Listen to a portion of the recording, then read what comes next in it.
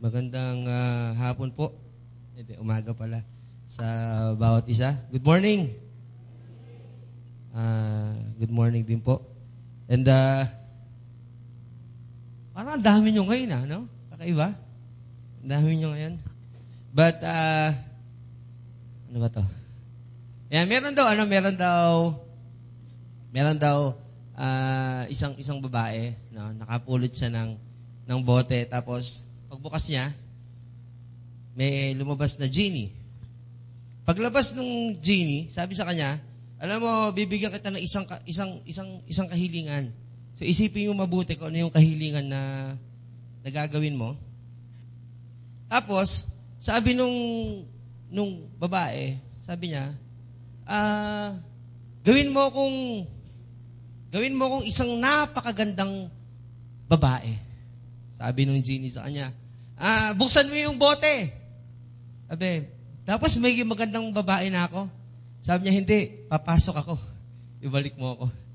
So, actually, dapat ngumingiti na kayo pagkatapos nun. Di ba? Talaga nga naman. May isang lalaki. I-rewind natin, para mas maganda. Ulitin natin, ha? May isang lalaki, okay? Nakapulot siya ng bote. Kanina, babae. Gawin natin lalaki naman yan. Ano? Pag kuha niya ng bote, pagbukas ang bilaw sa genie, sabi siya, sing! Sabi ko ng genie. Sabi nung genie, bibigyan natin isang kahilingan. Sabi nung lalaki, alam ko na po, nahihirapan ako mag-travel kung saan-saan. Sabi niya ganon. Pwede po ba, eto ang mapa ng Pilipinas, pwede po bang yung buong Pilipinas pagsamasamahin nyo na lang? Parang hindi na ako magbabangka, mag-aeroplano, bailan na ng lahat ng travel, sabi ko lang. Sabi ng genie, napakahirap niyan, may iba ka bang kahilingan? Sabi ng lalaki, meron pa po, gawin mo akong pogi. Sabi ng genie, aka na mapa. Tumawa naman kayo. Ang hirap kaya nung pinaggagawa ko para lang dyan. Ano? Magandang umaga ulit, no? Meron ako ilang pictures na gusto ko makita nyo. Una, sino kilala dito? Ha? Ako? Hindi ako yan. Na, kilala niyan, si Jacob ng Twilight. Di ba? Di ba? Siya yung nagpauso nung... Siya yung nagpauso nun. Pangalawa, Optimus Prime. Ay, isa na po, naging kulay blue si Optimus Prime. Red yan eh. Dito sa akin, red. Naging blue lang yan. Optimus Prime. Third, Pastor James. Hindi. Si Arnold yun. Incredible Hulk. Isang picture pa. Ay, kita niyo? It's a caterpillar. No? Meron yung isang common dyan sa mga pictures na pinakita natin. Tama? Alam niyo kung ano? Ha? Okay lang magsalita. Ha? Lahat sila nagtatransform. Tama ba yan? Si Jacob, mula sa pagiging tao, nagiging isang malaking werewolf siya. Si Optimus Prime, mula robot, nagiging kotse siya. Si Incredible Hulk, mula kay Bruce Banner, nagiging si Incredible Hulk siya. Tapos yung Caterpillar, mula Caterpillar, nagiging paru-paro siya. Lahat sila nagtatransform. And we will be talking about transformation na ngayong oras po na ito. Yan po ang ating pagbaralan. Transformation. Basahin po natin Philippians chapter 2, verse 13. Sabi dito, for God is working in you. God is working in you, giving you the desires and the power to do what pleases Him. For God is working in you, giving you the desires and the power to do what pleases Him. Dito po sa verse ito, makita natin yung salitang God is working in you. No? Saan daw nag-work ang Panginoon? He is working. Ha? Ulit-ulit. God is working Hindi in you, in me. Ako lang ba? Di ba? Ang Panginoon daw, nagwo-work siya sa atin, nagwo-work siya sa bawat isa sa atin. At dapat ma-develop natin yung ganyang klase ng thinking that God is working in me. Ang Panginoon gumagawa siya sa buhay ko. Ang Panginoon kumikilos siya sa buhay ko. Lagi siyang gumagawa sa buhay ko. Kaya lang, ang problema natin, ang problema ng bawat isa sa atin, hindi tayo ganun mag-isip. Hindi tayo lagi ganun mag-isip na ang Panginoon gumagawa sa buhay ko. Kaya nga, pag nagpe-pray po tayo, na ba yung lagi natin pinagpe-pray? Lord, baguhin mo naman yung anak ko. Lord, baguhin mo yung kapitbahay ko. Lord, yung situation naman, baguhin mo. Lord, yung problema naman, baguhin mo. Di ba pag nagpe-pray tayo, bakit laging involved yung ibang tao? Hindi pa tayo nagpray, Lord, baguhin mo ako. Lord, kumilos ka sa buhay ko. Lord, baguhin mo ako. We have to understand that God is working in you and in me, sa akin. Gumagawa ang Panginoon. Ang buhay natin parang isang malaking construction site na laging may ginagawa ang Panginoon. Hindi siya natatapos sa paggawa sa atin. Di ba? Hanggat Kristiyano ho tayo, gumagawa at kumikilos ang Panginoon sa buhay natin. So wag tayo mag-expect na gagawa ang Panginoon sa buhay ng ibang tao. Ang expectin natin, gagawa ang Panginoon sa buhay natin. Sa buhay ko. Sa buhay ng bawat isa sa atin. God is working in you. Sabi ng Philippians. Diba? Pero ang tanong, if He is working in you, ano yung ginagawa niya? So, binabago niya yung ugali ko eh. E di bang sabihin natin about this, God is working in me. 1, 2, 3, go. God is working. Ang Panginoon kumikilos sa'yo. Sa buhay mo. Sa buhay natin. Sa buhay ng bawat isa sa atin. Ang tanong, ano yung ginagawa niya? Tingnan mo yung katabi mo. Mukha bang may ginagawa noon sa buhay niya? Tingnan mo. Mukha, no? Sabi niya, oo, pastor. Diba? Tanungin mo siya, kung may ginagawa ang Panginoon sa buhay ko. Because God is working in me, in us. Yun ang sinabi ng verse natin, God is working in us. Yan. Medyo po kami, may konting lang tayo na ayos, no? God is working in us. Diba? Ano ginagawa niya doon? He is transforming you and me. He is transforming us. Transforming us. Second, ano yung sinabi ng 2 Timothy chapter 3 verse 5? Sabi doon, He saved us, not because of righteous things we had done, but because of His mercy, He washed away our sins, giving us a new birth and a new life through the Holy Spirit. Wow. God is working in you and He is renewing you. He is renewing us. Kasama ko. Ginagawa tayo ng Panginoon. Ano ba yung process ng renew? Pag sinabing renew, ganito yun. May dalawang process yan. Una, to take off what is old and to put on what is new. Tama? To take off what is old and to put on what is new. Pag sinabing renewal. Yung mga babae dito, pag magpapabago ka ng cutics mo, ano ginagawa mo? Pastor, pupunta ako sa parlor. Hindi. Ano ginagawa mo? Kumukuha ka ng acetone, tinatanggal mo yung luma, tama? Tapos, ilalagay mo yung bago. Bakit? Kasi pag nilagay mo yung bago dun sa luma, mababakbak din siya. Pag nagpipintura ng kotse, kung yung kotse ho natin nabangga o may anong nangyari, ano ginagawa natin doon? Diba? Ang gagawin, babakbakin yung lumang pintura, tapos pipinturahan ng bago. Hindi mo pwedeng ipatong. Bakit? Bubula. Naalala ko po noon si Pastor Paul, nung mga binata pa kami. Ay, hindi pala si Kuya Noel. Si Kuya Noel, bago-bago pa na siya nagdadrive. So, ang ginawa niya, dinrive niya yung kotse ni Pastor Paul, yung kotse ng kuya ni Pastor Paul, na Lancer noong time na yon. At pag atras niya, may inatras na isang truck. Si Pastor Paul po, medyo takot sa kuya niya, na kay Philip.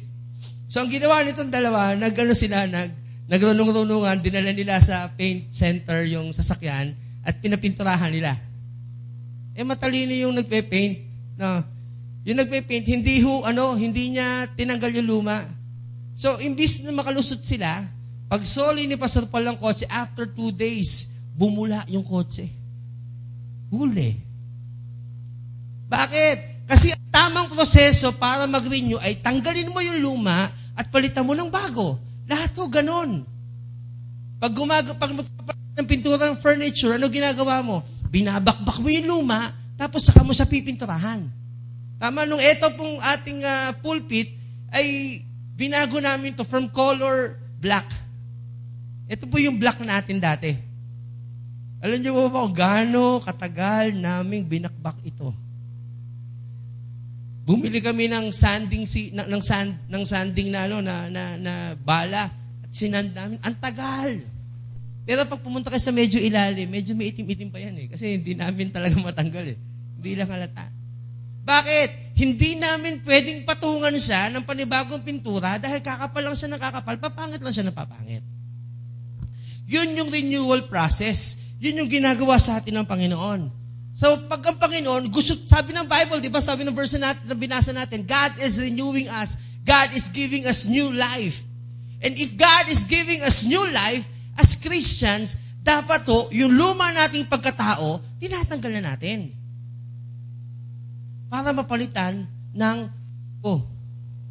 meron po ako nagawang rhyme. Ang damit na paulit-ulit, ang katumbas ay ang hit. Di ba?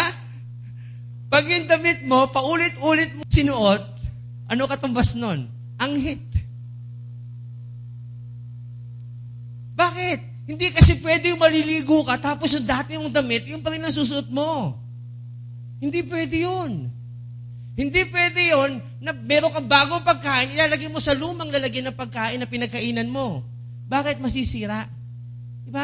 Ganun ang Panginoon. Gusto niya tayong i-renew. Kaya lang, dapat tanggalin natin yung luma nating pagkatao para malagyan tayo ng bago. God is transforming us. God is renewing us. God is renewing you and me. Ano nangyayari sa akin? No? God is renewing you and me. I-renew ho tayo ng Panginoon. Yun ho yung sinabi ng verse natin. God is renewing us. Naki-airplay pa rin ako. Nako. Pasensya na po, no? Bagong technology lang ho natin ang aming ginagawa. At actually, meron akong matalino ako Pag pumalpak ang technology, nandiyan, transformation. First time lang ho kasi, no, nagpipilit kami maging high-tech mukhang nagiging high-tech naman kami. So God is renewing us. He is working in us. Everything. Hindi ho pwede yun. Kaya minsan, di ba, ang baho, ang amoy, ang hitayo, yung Christian life natin. Bakit? Kasi pinipilit ka hugasan ng Panginoon. Pilit ka ng pilit ng suot ng dati mong damit. Ng dati mong ugali. Binabago tayo ng Panginoon Huwag na natin isuot yung luma. Diba? Kaya pag may dumadating sa atin, Kristiyano ka ba? Bakit ganyan ang amoy mo? Ang daming Kristiyanong putok. Diba? Bakit? Binago na ng Panginoon, suot ka pa rin ng suot ng luma mong damit, ng luma mong pagkatao. God is renewing us. And in the process of renewal, dapat tanggalin natin kung ano yung luma at palitan natin ng bago. Romans chapter 12, verse 1 and 2. Romans chapter 12, verse 1 and 2. It says, "And so, dear brothers and sisters, I plead with you to give your bodies to God because of all He has done for you. Let them be a living and holy sacrifice the kind He will find acceptable. This is truly the way to worship Him. Do not copy the behaviors and customs of this world, but let God transform you into a new person by changing the way you think. Then you will learn to know God's will for you, which is good and pleasing. Which is good and pleasing. Sabi nung verse, basta na hong talamak ng verse, sabi, do not copy. Or sinabi ng ibang version, do not be conformed. Do not be conformed to this world. Ano ba ibig sabihin nun? Do not be conformed to this world. Wag ba nating gayahin yung mundo, yung fashion ba sinasabi dito, yung lifestyle ba sinasabi dito? No? Pag sinabi pong do not be conformed to this world, may process ang ginagawa ng Panginoon sa atin according to this verse. Una, sinabi doon yung salitang transformed. It was from the Greek word metamorpheo. Yung sinabi ni Pastor James last week. No. Whence you get our word metamorphosis, that biological change whereby a caterpillar becomes a butterfly. Yun ang gustong gawin sa atin ng Panginoon. Gusto niya tayong gawing magandang Kristiyano. Maayos na Kristiyano. Diba? Hindi niya sinasabi maging caterpillar ka lang habang buhay. God wants to transform us. So ano yung matutunan natin? Napakabilis no? 3 bagay lang. No, 3 bagay. Okay, 3 bagay na pag-aaralan niyo ngayong umagang ito. Una, if we want God to work if we want God's working, una, sinabi ng Bible, be not conformed. Be not conformed. To conform is to be mold. Kami po, nasa construction kami. No? Meron po tayong tinatawag na molde sa construction. Ano po yung molde na yon? Pag gumagawa ho ng poste, ang ginagawa ay gumagawa ng molde yan, tapos dun sa molde na yun, dun binubuhos yung simento. Okay? Para pagtanggal mo, after 2 days or after 1 day, pagtanggal mo ng molde, kung ano yung itsura ng molde mo, yun ang itsura nung simento. Nagigets po ba ninyo? Hindi. Okay? Yun ang paggawa ng mold. Yun ang sinasabi ni Apostle Paul. Sabi niya, huwag mong ibuhos yung sarili mo sa molde ng mundo. Bakit? Kasi pag dun mo ibinuhos yung sarili mo, magiging ganun ka. Paglabas mo, ganun ka. Bakit? Kasi yun yung molde mo. Hindi pwedeng mag-iba ho yun. Kung ano yung molde mo, kung ano yung pinagbuhusan sa iyo, after 2 days, pag tanggal ang molde, yun ang itsura nun. Hindi lalayo. Parang yung CR ho natin. Yung CR ho natin, kaya ganyan yan, nilagyan ng molde yan. Binuhusan ng semento. Nung isang araw ho, tinanggal namin yung molde. Pagtanggal, yun ang itsura. Diba? Huwag nating ibuhos yung sarili natin. Huwag nating ibuhos sa molde ng mundo. Diba? Do not be conformed. Second, sinabi doon, be transformed. For you to be transformed is a daily renewing of your mind. Diba? Be transformed by the renewing of your mind. Yung sinabi ng verse natin. Renew natin yung pag-iisip natin. Para matransform tayo. Ibahin natin yung way of thinking natin. Para matransform tayo. And third, sinabi doon, is be able to prove. As you renew your mind, you will be able to test or to approve what God wants for you. 3 bagay. Sabi doon, be not conformed, be transformed, be able to prove. Ulitin natin. 1, 2, 3, go. Be not conformed. Be transformed. One more time. Be not conformed. Be transformed. O sige, lahat ng babae. 1, 2, 3, go.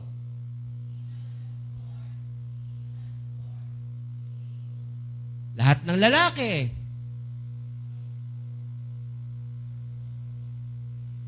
Lahat ng kaliwete. Hindi na. Tatlong bagay. Yung gustong gawin ng Panginoon sa atin. Gusto niya tayong i-transform. Gusto niya tayong i-renew. Diba? At sa process ng Panginoon, sinabi niya, be not conformed to this world, but be ye transformed by the renewing of your mind, that you'll be able to prove what is that good, acceptable, perfect will of God. Ang problema po, ang tagal-tagal na natin Kristiyano, hanggang ngayon, yung molde na pinagsasalina natin ng sarili natin, ganon. Isa pong tinuro sa amin ni Pastor James, sabi niya, kung sino yung mga kasama mo, kung sino yung mga pinapaligiran mo, yung grupo na sinasamahan mo, nagiging ganon ka.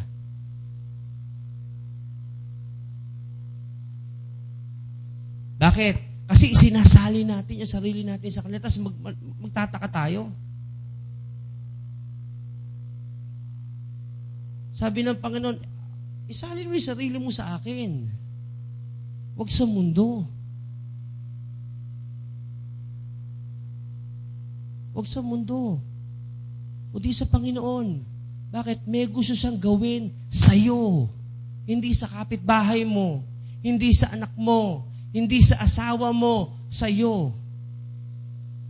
Ang problema natin, lagi natin pinagpe-pray yung mga tao sa paligid natin. Nakalimutan natin na sa atin gustong gumawa ang Panginoon.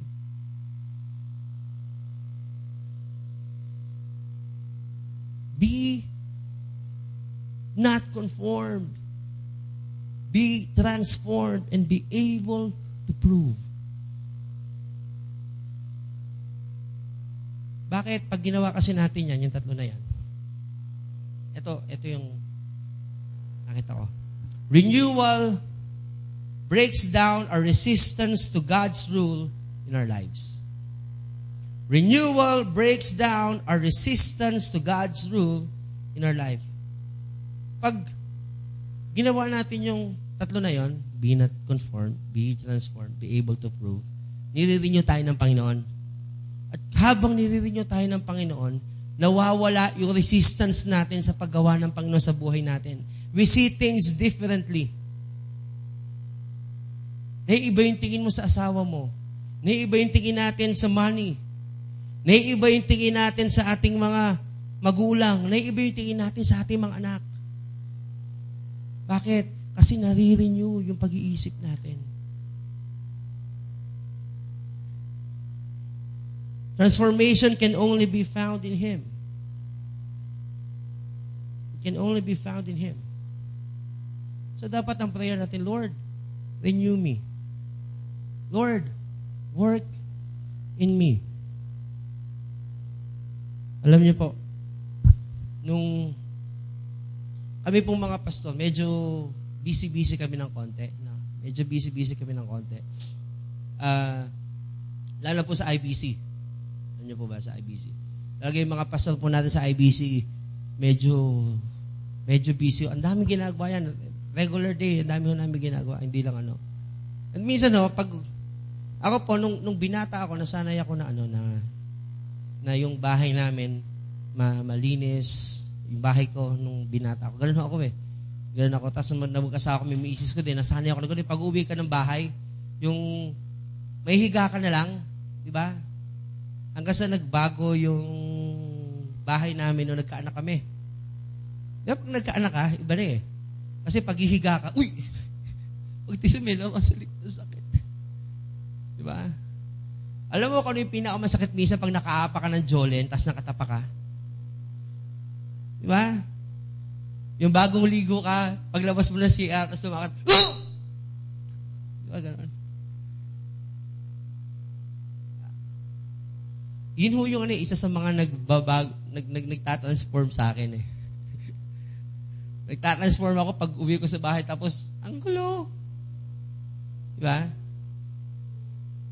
Minsan na uwi ako sa bahay namin, pag uwi ko sa bahay namin, di ko alam kung galing yata doon yung Lucas, yung Intiga Brothers eh.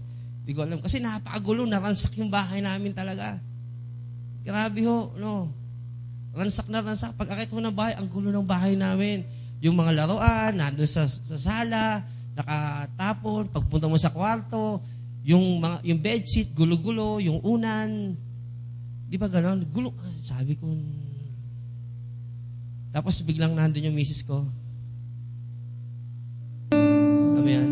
Tapos pagdating ko, sabi ng misis ko, mahal, pasensya ka na, gusto ko linisin ng bahay, kaya lang yung mga bata eh. Alam mo yan na, hindi ko naman siya sinisisi na magulo yung bahay. Kasi mahirap naman talaga. Sino sa inyo may anak, no? Yung mga may anak sa maliit kay anak mo, ang hirap maglinis ng bahay pag may anak. Lalo kay Lati Isa. Napakahirap.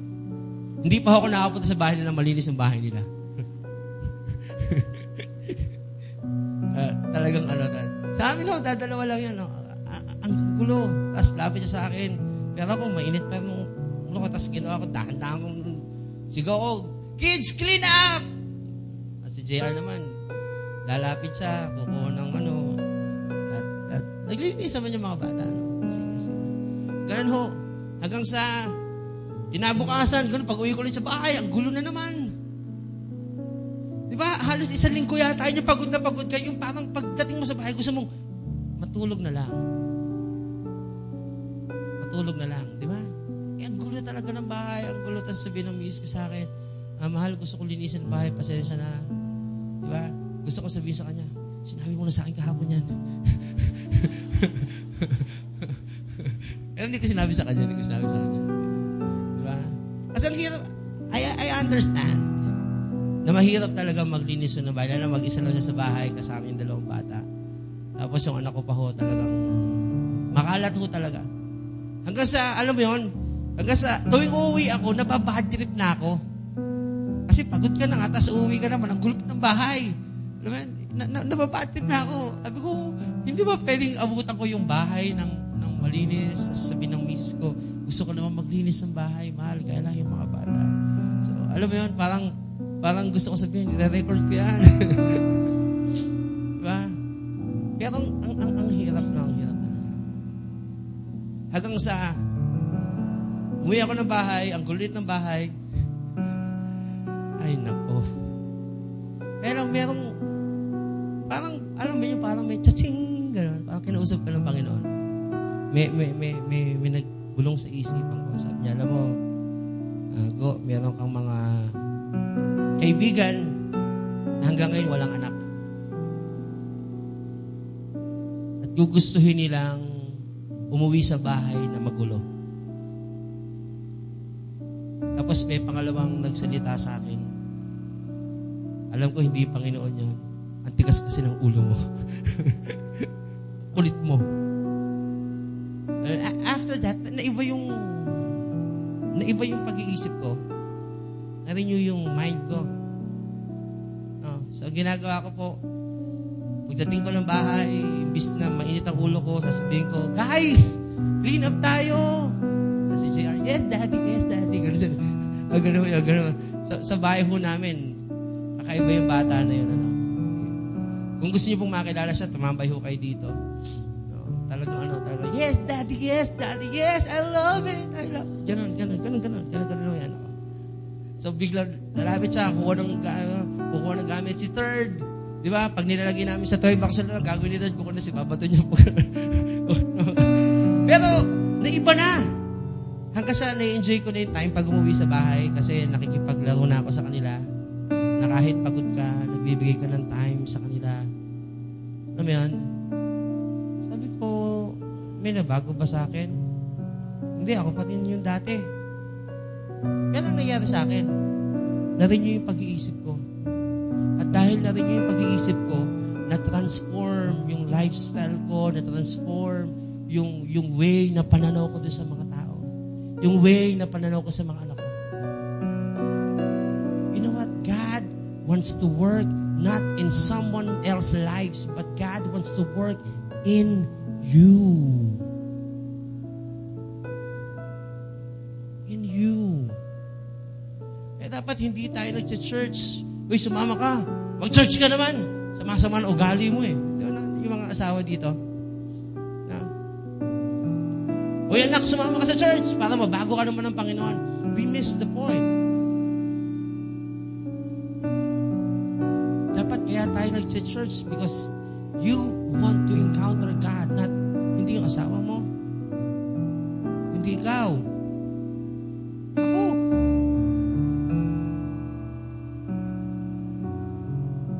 Sabi that you'll be able to prove what is that good, acceptable, and perfect will of God. Ngayon, malalaman mo, nakalooban pala ng Panginoon. Dati, naiinis ka. Pag hindi tayo nag-conform, pag nag-transform tayo, isang araw malalaman natin na yung buhay natin, it was connected. May ginagawa pala Panginoon sa atin, kaya ganon. Nakapaggawa na ba kayo ng puzzle? Yung pambata, yung ginagawa namin ng mga anak ko ngayon, yung may 1, tapos ilalagay mo sa 2, tapos gagawin mo sa 3. Ano tawag doon sa puzzle yan? Glow in the dark? Connect the dots. Yung connect the dots puzzle. Alam mo yun? Yung connect dots, makikita mo yung dinrawing mo pala. Maayos. Pero sa malayo, ang pangit. Diba? Pag hindi tayo nagpa-conform sa mundo, pag nag-transform tayo, makikita natin na yung bawat ginagawa ko ng Panginoon sa buhay natin, it was connected. Because God is working in you and in me. In me. Sabi po mga pastor, ganun ako po lagi. Kanina sabi ko, Panginoon, kumilos ka lagi sa buhay ko. Alam ko, gumagawa ka sa akin. Bago ko mag-expect na i-bless mo yung mga tao, sa akin muna. Ako muna. Gusto mong kumilos ka sa akin. Baguhin mo yung mga gusto mong baguhin. Because life is connected. Yung ginagawa ng Panginoon sa atin ngayon, konektado yan. Kailangan lang natin ma-renew ang mind natin. Transformation can only be found in God. And renewal breaks down our resistance to God's rule in our lives. Pag na-renew tayo, magiging iba na ang tingin natin sa lahat. Hindi ka nakakanta ng Lord, patawad. Nakakantahin mo na, Lord, salamat po. Because God is working in you. In you. In you. Hindi sa katabi mo. Hindi sa kapitbahay mo. God is working in you. Ang tanong, ano yung gusto mong paayos sa Panginoon sa iyo? Ano yung gusto nating ipaayos sa Panginoon sa buhay natin? God is working in you. Will you make that your prayer this morning? Lord, renew me. Lord, work in me. Etong buong linggo na to, Panginoon, turuan niyo po ako. Sa mga susunod na araw, Panginoon, turuan niyo ako. Baguhin niyo po ako. Ayusin niyo po ang buhay ko. Because God is more concerned sa pag-ayos sa buhay mo kaysa sa mga ilang prayer request mo. Mas concern ng Panginoon doon sa gagawin niya sa akin, sa gagawin niya sa bawat isa sa atin, kaysa sa mga ilang pinagpe-pray natin. Will you stand with me and let's pray? Transformation can only be found in Him. Lord, Heavenly Father, we want to thank you for this time. Salamat po sa salita mo, Panginoon. Salamat, Panginoon, sa ginagawa mo, Panginoon, sa amin. Tunay nga po, Panginoon, na ikaw po, Panginoon, kumikilos ka sa buhay namin. And sometimes, Panginoon, we are too busy, Panginoon, sa iba. We are too busy, Panginoon, sa pagpe-pray sa ibang tao, Panginoon, na nakalimutan namin na ikaw po ang concern mo, ang number one concern mo ay kami mismo, Panginoon. Lord, I pray that you speak to our hearts. Continue to speak to our hearts this morning, Father, as we come to you.